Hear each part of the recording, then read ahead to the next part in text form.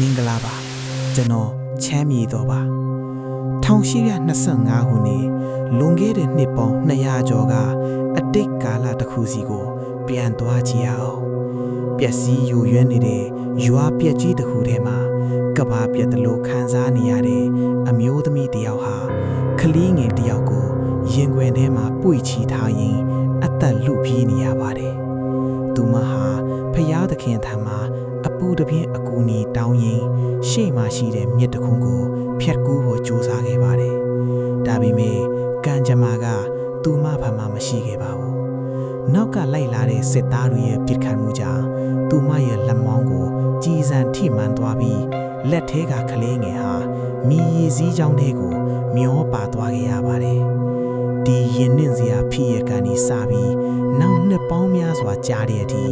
ရွာသူရွာသားတွေကိုတွေးပြက်စီခဲ့တဲ့တီရုပ်ဆွဲကြောက်မတ်ဖွယ်ကျိန်စာကြီးစတင်ခဲ့တာပါပဲအချိန်တွေအကြာကြီးဂုံလွန်သွားခဲ့ပြီးနောက်မှာတော့ညီမဖေသူကိုကျိန်စာကြောင့်ဆုံးရှုံးခဲ့ရတဲ့နာကျင်ချက်တွေနဲ့အတူအကူကြီးရက်ခါဒီကျိန်စာစိုးကိုအပီးတိုင်အဆုံးသတ်ဖို့ပြန်လာခဲ့ပါတယ်အခုတစ်ခါမှာတော့သူဟာအရင်လိုအားကိုးရမယ်နေတဲ့သူမဟုတ်တော့ပါဘူးသူနဲ့အတူလက်နက်အပြည့်စုံကိုင်ဆောင်ထားတဲ့ညီအကိုတွေအမဲလိုက်ရာမှာကျွမ်းကျင်တဲ့မစိုးတွေနဲ့ရှိုးဝမော်အတာကိုနားလေသူတွေပါစူစည်းပြီးအမောင်တို့ရဲ့အရင်မြစ်ရှိတာတောနတ်ကြီးတွေကိုရဲရဲဝုံဝုံချီတတ်ထဲကြပါတယ်သူတို့ရဲ့ရည်မှန်းချက်ကရှင်းပါတယ်ရွာသူရွာသားတွေကိုဒုက္ခပေးနေတဲ့အနက်ရောင်ဝဲတရေမနဲ့သူမရဲ့နှက်ွယ်မှာအင်းအားကြီးစွန့်နှက်ကြီးကိုအမြင့်ပြတ်ချီမှုပစ်ဖို့ပါပဲဒေါ်လန်ခရီးကတော့သူတို့ထင်ထားတာထက်ပိုပြီးကြောက်စရာကောင်းနေခဲ့ပါတယ်ဒေါ်နတ်ထဲရောက်လေလေတဘာဝလွန်ဖြစ်ရက်တွေကပိုပြီးပြင်းထန်လာလေပါပဲအမောင်တို့ထဲကနေထွက်လာတဲ့အတန်တူတွေမျက်စိရှေ့တင်ပျောက်ကွယ်သွားတဲ့လမ်းကြောင်းတွေနဲ့လှည့်စားမှုတွေကသူတို့အဖွဲ့ကိုစိတ်တက်ကြပြီးအချင်းချင်းတန်တရားဝင်အောင်အမျိုးမျိုးခြောက်လှန့်နေခဲ့ပါတယ်ဒါပေမဲ့ရက်ရဲ့ရင်ထဲကကလဲစားချီလို့စိနေညီမဖြစ်သူအတွက်နာကျင်မှုတွေက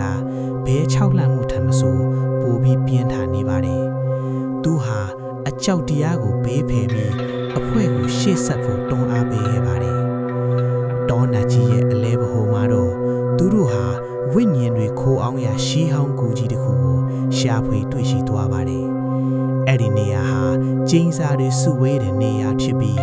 လူနဲ့ဝိညာဉ်တွေကြားပြင်းထန်တဲ့တိုက်ပွဲကြီးတစ်ခုစတင်ပါတော့တယ်တနတ်တန်တွေ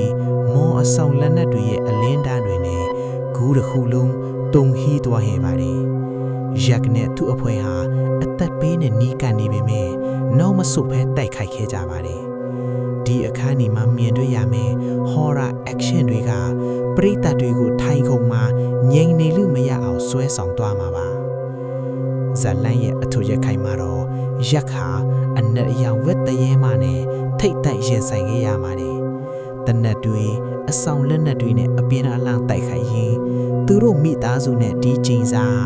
ဘလောက်တောင်နဲ့ရှင်းရှင်းပတ်သက်နေလဲဆိုတဲ့လွှတ်ရွှက်ချက်ကြီးကိုပါဖော်ပြနိုင်ခဲ့ပါတယ်